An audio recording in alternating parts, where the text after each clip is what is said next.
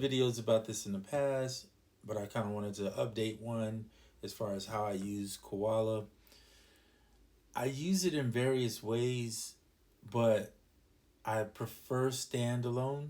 And the reason why I prefer Standalone is because Koala helps me to create faster, and I'm spending less time worried about the instruments as much as just focusing on the sound that I'm trying to build, right? So sequencers right here, you'll see this is really the same. These are different variations of the same, right? Kicks and snares, etc. Um, so I like to use two kicks if possible, which is the same thing I do when I'm in Ableton. I use the pitch to give me variations of the kick so it sounds a little bit different. So one acts more like a ghost kick, and the other one is my actual kick. And they're so close. They're not really that much different. Actually, they're not really different at all. But if you want to make them different,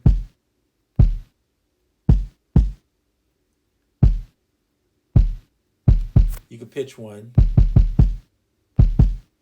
right? Just a little bit, just to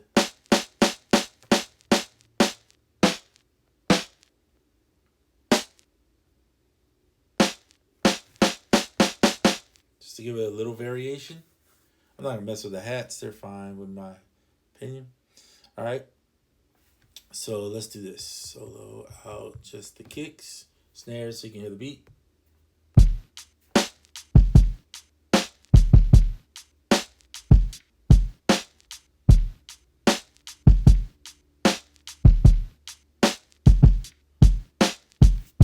Really simple, just a 2-bar real beat that I made into 4 bars.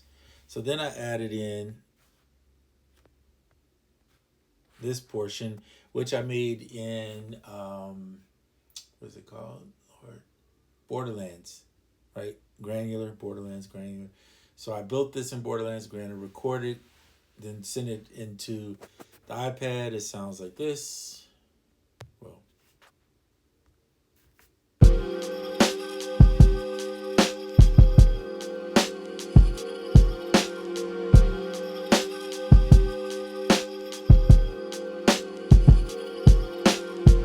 which, since we're on the topic, one of the reasons why I would love to see Koala at least a granular effect.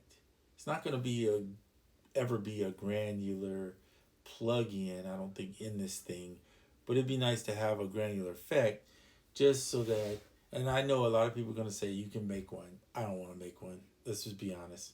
If you do, that's great, but for me, no. I'm going to grab a plug-in that does it and does it well if I'm going to do all that. But if they added in a granular effects, then I would just use it and apply it to whatever the sound is. All right. Anyway, moving on. Keyscape. I have a lot of Keyscape one-shot samples that I've gotten. So here's 2 of them. And I added them in just to give it a little accents here or there. Here you go.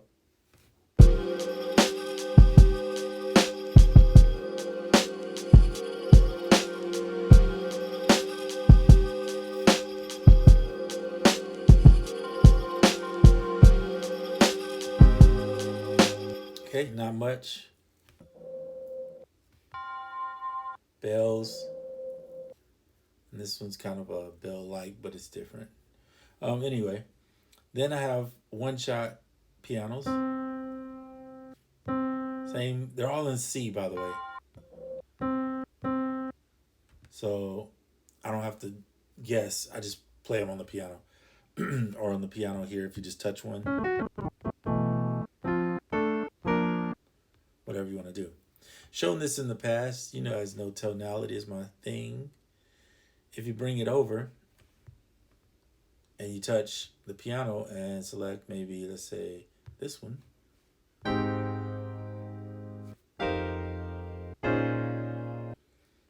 You can use your chords from tonality to control your piano, which is what I do.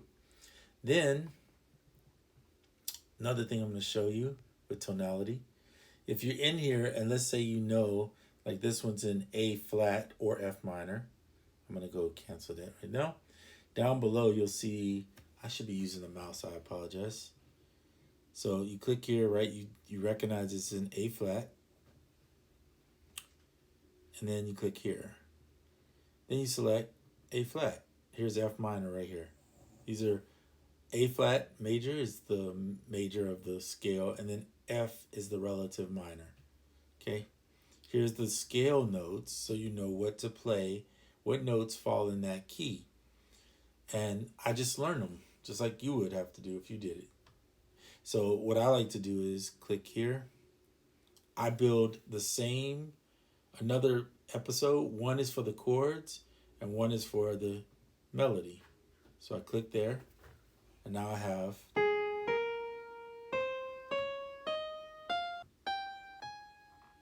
can play the melody. Now I'm using my Akai MPK Mini Plus. You can use whatever MIDI controller you have, or you can play it on the screen if that's what you prefer. Okay, so I'm just gonna.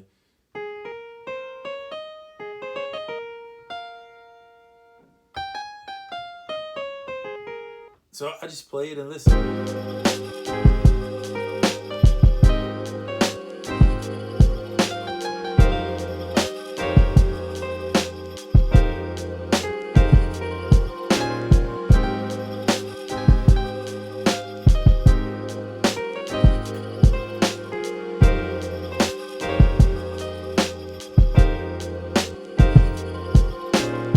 All right, so I didn't record that.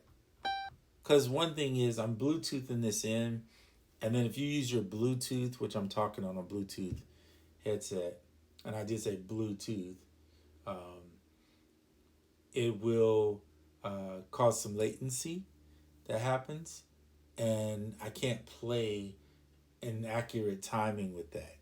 So I pretty much don't play with Bluetooth headsets for the most part, unless I'm just plugging in something, aka the drums or something of that nature. Otherwise, I'm pretty much going to be even the mouse is Bluetooth. So one way to get around that is just use the onboard keys, but because your sound is delayed a little bit, it'll be off sometimes. So I suggest don't use a Bluetooth if you're trying to do this. Use some headphones where you plug in an adapter and a dongle, etc. I always turn the quantize off, particularly for chords, for bass lines, for melodies, because I want to have freedom to just play. Um, and a lot of times I'll do 8 bars instead of 4. I want to give myself more time to fill it out and play.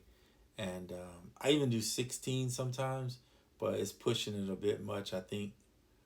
In Koala, I don't like to go much more than 8. But if I'm in a DAW, like Ableton, you know I'm going 16. Okay, so that's it. Just wanted to show you. It's a simple way to create. Nothing spectacular, I guess, here. If you click on here, you can always go back in and play ghost notes wherever you want to put them, like record them in, or you can go back in and make adjustments to anything you want. People like to turn their quantize on for different reasons. I prefer just leave it off, just play the thing, play it till you get it right. And that's the best way. And of course, I'm getting phone calls while we're talking. So 1 second while I disconnect that. Okay. So there you have it. That's my gist of how I play this thing. And I know people do more experimental music with it. I really don't use Koala that way. I use it more as a sampler slash, well, it is a sampler too, right? And then I use it for like just getting an idea started. And then I hit this button and I go export. And if you look down here, you can see Ableton live set. So I don't do a live set. I typically will just do Ableton drum rack, and then you can play your samples just like they are here in like a little drum rack thing, magic or whatever you want to call it. Um, yeah. So that's it. Just wanted to show you what I do with regards to making music, and hopefully that helps anybody with that's just beginning out. I think this is a great buy tonality as well as Ableton. And if I had to have just two apps on this whole iPad, I would only go with these two, just because I feel like I can get most stuff done with just these two. All right, I'm out. Till the next one.